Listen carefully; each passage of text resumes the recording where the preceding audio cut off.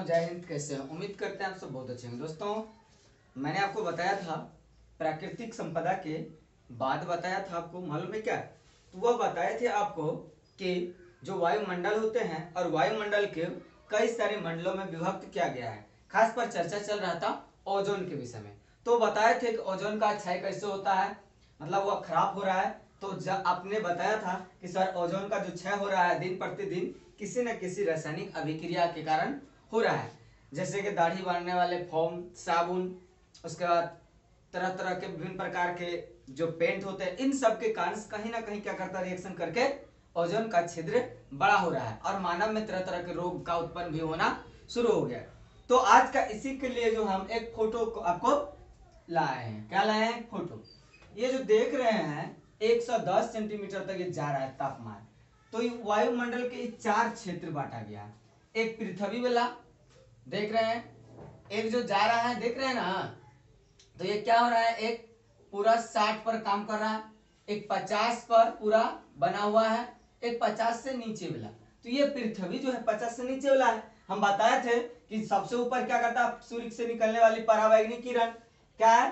पराबैंगनी किरण जो क्या करता है, डायरेक्ट कहां पड़ता है, ओजोन परत पर पड़ता है, ओजोन पट्टी पर। कहां पर पड़ता है? ओजोन पट्टी पर। तो फिर ओजोन पट्टी पर से मान के लिए यह सूरज है। क्या है? यह सूरज है। क्या है? सूरज। तो इसका रोशनी जो है डायरेक्ट कहां आ रहा है, सीधा ओजोन पट्टी पर पड़ा। तो ओजोन पट्टी से जो आता है सूरज की रोशनी, वो क्या करता है, कहीं ना कहीं जान माल की क्षति पहुंचाता है। तो हमारे शरीर में भी त्वचा में कैंसर, आंखों में मोतियाबिंद, पेड़ पौधे के पत्ते को खराब करना, पत्तों की क्षतिग्रस्त, समुद्री जीव मछली सबको हानि पहुंचाता है कहीं ना कहीं। तो इसका मतलब है कि इसका असर दिख रहा है। तो यही ओजोन मुख्य रूप से क्या करता है, ये ओजोन पट्टी है। और ये जो सूर्य की निकलने वाली विकिरण है, हानिकारक विकिरण, ये क्या करता है, तो ओजोन के पट्टी पर पड़ता है। तो फिर ओजोन की पट्टी पर जब पड़ता है रोशनी, तो क्या करता है कि यह उसको सोख लेता है, यानी सोख करके फिर से फिल्टर करके हम लोग को देता है, रोशनी को सोख करता है। तो हम लोग को डायरेक्ट जो मिलेगा, अगर सौर की रोशनी डायरेक्ट पृथ्वी पर आए तो वो क्या हो जाएगा, कहीं ना कहीं नुकसानदायक जरूर साबित होगा।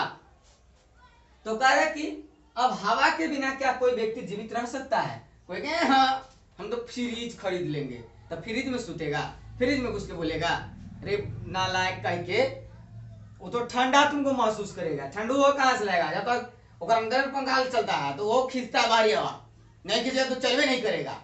तो कहीं ना कहीं हवा हर व्यक्ति को जो है, एक दिन में एक समान व्यक्ति को 250 से 265 किलोग्राम अर्थात किलोग्राम की वायु की जरूरत पड़ती है प्रतिदिन। कितना दिन?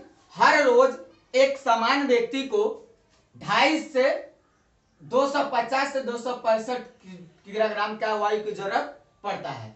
अब कहेगा हाँ हमरा कौन जरूरी है, न जरूरी है तो मर जाओ, बिना हवा के तो बोल लेगा, तुम्हारा आवाज दूसरा जगह चल जाएगा।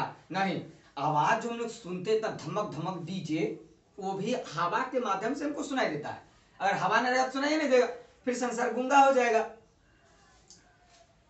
तो ये फिर आने लगेगा। तो कहा कि वायु जीवनदायक तो है ही, लेकिन यह संचार के लिए एक माध्यम भी है। यह जीवनदायक है तो संचार के लिए भी एक क्या है, एक माध्यम का काम करता है। कौन? तो वो काम करता है हवा। कौन? हवा ही। कह क्योंकि वायु ना हो तो हम एक दूसरे की बातों को भी नहीं सुन सकेंगे। मतलब कि अगर हवा नहीं तो हम बातों को सुन नहीं पाएंगे, इसीलिए सुनने के लिए हवा की जरूरत होती है। और हवा रहेगा तो हम अपनी बातों को एक जगह से दूसरी जगह रख सकते हैं। मतलब उठा के नहीं बात को रखा जाता, मतलब बोलेंगे तो अगला सुने। अब पीछे को तो सुनिए लेगा ना, हल्ला होगा तब तो सुनने का मतलब दूसरा व्यक्ति सुने, ये होती है। अब टॉपिक आता है वायुमंडल और जलवायु मंडल। क्या टॉपिक है? वायुमंडल और जलवायु मंडल। तो दोस्तों वायुमंडल तो आपने जान लिया, कि गैसों का मिश्रण का एक क्या रहता है, पट्टी रहता है, और यही पट्टी क्या कहलाता है, वायुमंडल का। जल भी और वायु भी, मतलब जल के साथ हवा भी, ये दोनों मिलकर के एक मंडल का निर्माण किया, तो उसका नाम रखा जलवायु मंडल। जल और वायु कहता है इसमें कि दोस्तों वायु उष्मा की कुचालक है। वायु उष्मा की क्या है, तो कुचालक है। मतलब कि आप पढ़े होंगे जब करंट इलेक्ट्रिसिटी विद्युत धारा, तो उसमें पढ़े होंगे आप सुचालक कुचालक ना। तो सुचालक मतलब अच्छा चालक, कुचालक मतलब नहीं चलने वाला, वन हुआ। तो यह कह रहा है कि यह कुचालक है, मतलब ठीक ठाक नहीं है। और वायुमंडल पृथ्वी के चारों ओर एक कंबल की सतह तरह क्या है, लिपटा रहता है। वायुमंडल कैसा रहता है, एक कंबल जैसे हम लोग लपेट लेते हैं ठंडी के मौसम में, उसी प्रकार से क्या है, लिपटा हुआ कहीं ना कहीं। यह वर्ष भर में पृथ्वी के औसत तापमान को नियत रखता है। कैसे रखना है कंट्रोल, हद से ज्यादा, गाना भी सुनेंगे, हद से भी ज्यादा तुम किसी से प्यार नहीं करना, एतबार नहीं करना। तो यहाँ यही वही कह रहा है, एतबार नहीं करना, मतलब हद से ज्यादा तुमको पार हम होने नहीं दे सकते हैं, चाहे कुछ भी तू कर लो, हम घसकने फसकने वालों में नहीं है। अब कहेगा सर जी जब ऐसा बात है फिर गर्मी का है ज्यादा लगता है, तो रे बकलोल, तू पेड़ काट रहा है और पेड़ लगा नहीं रहा है, तो वह क्यों नहीं गर्मी बढ़ेगा, ऑक्सीजन की मात्रा घटेगा तो गर्मी बढ़ेगा। इसलिए तुम वृक्षारोपण ये शुरू करो, मौसम ठंडा मिलेगा तुमको। तुम नहीं करेगा तो दूसरा कोई ना कोई तो करेगा ही। तुम वृक्षारोपण नहीं करेगा, खाली काटेगा, तो गर्मी बढ़ेगा ही। अब ऐसा थोड़ा कहेगा सर जी आप तो कहेगी मैं नियत रख, तब हाँ तो ये अपना काम कर रहा है, तू भी अपना काम करो। ये नहीं तुम्हारा काम केवल उजाड़ो उसको, धसेड़ को धसेड़ दो, धसेड़ते जाओ, तब तो फिर मिलने वाला नहीं है। कह यदि दिन में तापमान को अचानक बढ़ने नहीं देता है, दिन में तापमान एक बैग खैया के नहीं बढ़ जाता, क्या है 15 डिग्री सेल्सियस है, एक बैग 36 डिग्री 48 डिग्री, वैसे नहीं, एकदम धीरे धीरे धीरे क्या करता है, अब 12 बजे देह छेद छेद करके भोगता है सूरज की रोशनी, तब गर्मी हम लोग को फाड़ के लगता है। जब रात होती है तब सर जी ठंडा तो होने लगा है लेकिन गर्मी लगता है, का है ना मौसम में ठंडा हुआ है, वातावरण तो वही है गर्मी वाला, मौसम ठंडा, दिन बदल गया है, दिन बदला रात हुआ, रात बदला दिन हुआ, लेकिन उसका काम जो है पृथ्वी पर मौजूद वह क्लाइमेट मानसून जलवायु वह तो बदला नहीं है। और पृथ्वी की उष्मा अंतरिक्ष में जाने लगती है, तब पृथ्वी पर जो उष्मा है अंतरिक्ष से जाने लगती है। धरती वाला गर्मी कहाँ जाने लगता है, आसमान पर। उस समय क्या होती है, तब वायुमंडल की गति कम रहती है, उस समय हवा के गति भी क्या होता है, शिथिल पड़ जाता है और धीमे से काम करने लगता है। कोई दिक्कत वायु नहीं, जो बातें होती है इस पर क्या होता है, कई सारे जलमंडल और वायुमंडल फिर चर्चा। तो कह रहा कि फिर देखियो कोई ग्रह में न सुनेगा वहां जीवन जीना संभव नहीं है, तो काहे नहीं है, उसका भी कोई रीजन होगा कहीं ना कहीं। तो रीजन कई सारे महीने से होता है। कह रहा कि सूर्य से जो सूरज है, उस सूरज से पृथ्वी की दूरी उतनी ही है, कितने, उतने जितना कि सूर्य से चांद की है। सूर्य से पृथ्वी के जितना दूरी है ठीक उतने दूरी कहां से, सूरज से चांद की दूरी है। अब बताइए पल्ला पड़ेगा नहीं पड़ेगा, तो कहा था लेकिन बात देखिए कैसे घुमा रहा कर, लेकिन वायुमंडल नहीं होने के कारण, क्या नहीं होने के कारण, वायुमंडल के नहीं होने के कारण चंद्रमा की सतह का तापमान क्या रहता है, माइनस में रहता है। कैसे रहता है, तो वह माइनस में रहता है। कैसे रहता है, -190 डिग्री सेल्सियस। कैसे रहता है, तो -190 डिग्री सेल्सियस से लेकर के कितना, -110 डिग्री तक के बीच में ही अटकल रहता है। अब लोग कहते हैं मंगल पर चल जाए, मंगल ग्रह पर चल जाएगा, कैसे चल जाएगा, मतलब के बात करता है। अरे वहां जीवन जीने के लिए जो चाहिए वो है ही नहीं, तो कैसे तू चल जाएगा, अचार खा करके नहीं जा पाएगा। तो कह रहा है शुक्र ग्रह और मंगल ग्रह, ये दोनों ग्रह पर जो है क्या है, ग्रहों पर वायुमंडल नहीं होने कारण, जब वहां है ही नहीं तो तू क्या करेगा वहां जाकर के, तो सर जी हम जाके घोड़ा के घास गोढ़ेंगे, बैल कही का। अरे वहां पर जो है वो है ही नहीं, क्या नहीं है, तो वहां पर वायुमंडल नहीं होने कारण क्या है, इन ग्रहों पर जीवन संभव नहीं है। तो एक ग्रह पर ये दोनों जो है शुक्र ग्रह और मंगल ग्रह पर जीना संभव नहीं है। आप लोग को कोई बुड़बक बना के चल जाता है, कोई दिमागी नहीं लगाता थे लोग, तो उसको कहना है बताए वहां वायुमंडल है, अगर कहेगा हाँ कहना कैसे है, और नहीं है तो भी कैसे है, खूब घुमाता है ना तो भी घुमाओ, तब उसको लाना धरते ही यहाँ पर, तब उसको हम ले चलेंगे ओजोन परत पर, अपने ऊपर छिटपिट्टी लेने लगेगा ना, उसको फेंक देंगे लेगा ओजोन के पास, पार कर देंगे अंतरिक्ष में, तब पता चलेगा पराबैंगनी किरण जब छेद करेगा ना देही के, पता चल जाएगा।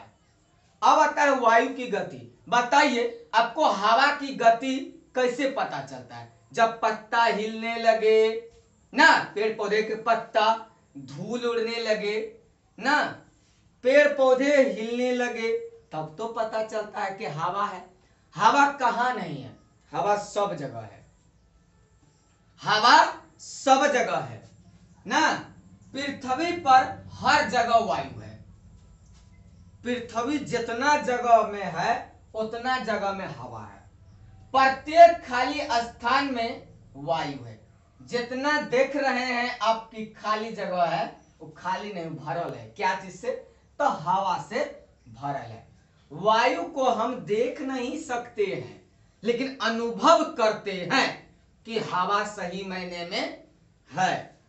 तो सही मायने पता कैसे चला, पेड़ पौधा डोल रहा है ना, एकदम देख के सुकून मिल रहा है, पेड़ पौधा के पास जाता है एकदम नींद खराटेदार आने लगता है, 6 महीना की नींद एक के दिन में, तो लगता है कि बाप रे बाप शीतल बहे बयार, एकदम ठंडी ठंडी हवा, तब पता चलता है ना सही मायने में यहाँ पर क्या है, बयार हवा है।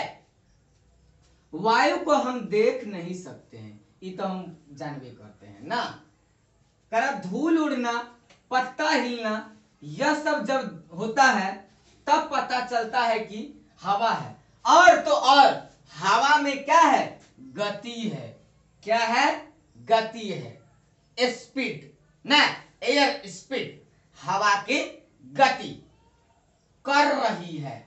हवा क्या करते हैं, गति करते। गतिशील वायु को पवन कहते हैं। अब कहेगा अंजनी पुत्र पवन सुत नामा, अंजनी पुत्र पवन सुत नामा, अंजनी के पुत्र पवन के सूत है कौन, हनुमान ना, ऐसे कहा जाता है। लेकिन ये सब बात नहीं पता, तो पता कीजिए कि पवन किसे कहते हैं, तो गतिशील वायु को पवन कहते हैं। गतिशील वायु को क्या कहते हैं, तो पवन कहते हैं। कहा कि पवन में यांत्रिक शक्ति होता है, एक भीतर में जो है ताकत भरा हुआ रहता है हवा के, यह जब बढ़ जाता है अपना यांत्रिक ताकत लगाता है, एकदम घर द्वार आंधी तूफान आया कि उड़ा के लेते जाए, तो कहता हे बजरंग बली अब कम हो जा घर उड़ जाएगा। तो तरह तरह के लोग क्या करने लगते हैं, बातें बोलने लगते हैं, हे अंजनी पुत्र पवन सुत नमः, अब तू कल्याण करम, अब तो कम से कम धीर हो जा, धीर हो जा, दूसरा गर्मी से देह फटल जाएगा। मतलब जब हवा आने लगता है तब देख कर, तब कहने का मतलब है ना ज्यादा तेज होना चाहिए और ना ही ज्यादा कम होना चाहिए, जिसके कारण आंधी और तूफान की स्थिति पैदा न हो जाए। करें जब यांत्रिक शक्ति बढ़ जाता है तो आंधी और तूफान आ जाता है। यही तो बात हम भी कहें कि आंतरिक शक्ति जब इसका बढ़ेगा तो क्या होगा, तूफान भी आ जाएगा, आंधी आ जाएगा। वायु वर्षा में भी सहायक है। हवा जब चलता है तो क्या उसमें वर्षण होता है? क्या जब वर्षा बसता है तो उसमें हवा नहीं, अब बरसों झहर रहा है और हवा अपना काम कर रहा है ना, एकदम खूब वर्षा झमाझम ना। करे वह गैसीय बादलों को ठंड कर जल बना सकती है। जो हवा में गैस मौजूद है उसको ठंडा करके पानी में कन्वर्ट कर देता है। जो ऑक्सीजन मौजूद है ना, हाइड्रोजन का है, ऑक्सीजन उसमें घोल कर क्या गया, जल का निर्माण कर दिया। तो वही ठंडा करके क्या करता है, बनाता है। गर्म पानी में वायु को भाप से में क्या करती है, बदल देती है। गर्म जब करते हैं पानी तो भाप बनता है। भाप क्या है, एक प्रकार का वायु है, उड़ जाता है, ये बादल बना देती है। यही बादल जब फिर ठंडा जाएगा तो क्या बन जाएगा, फिर पानी गिरने लगता है। कोई युहो में शक है? आज का जो पढ़ाया 2 दिन से चल रहा है, शायद कोई लइकवा होगा जेकरा समझ में नहीं आएगा तो महाबुड़बके है। क्या आप लोग को समझ में आ गया? तो आज आप लोग को यहीं तक रखते हैं, फिर अगला दिन अगला बात बताएंगे। आपको क्या मालूम है, आंधी और तूफान के कारण क्या क्या हो सकते हैं? स्थल समीर और समुद्री समीर ना, तो नहीं है समीर, स्थल समीर, जमीनी समीर, उसके विषय में चर्चा होगा। दोस्तों फिर मिलते हैं। जय हिंद, जय भारत।